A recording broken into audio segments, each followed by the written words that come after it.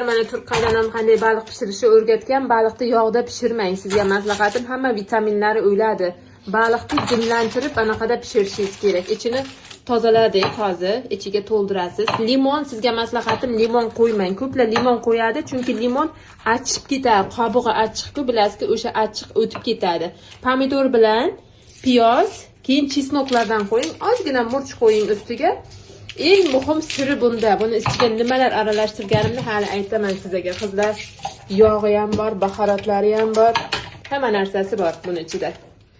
Hozir ana shular terib chiqamiz, bularni to'kamiz ustiga. Shunaqa mazali bo'ladi endi qizlar. Qimmat restoranlarda o'rgangan qaynonam.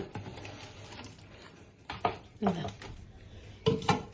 Tayyor. Tuzi ham bor, bahorati, hamma narsasi bor. Endi buni pishiramiz duxovkada.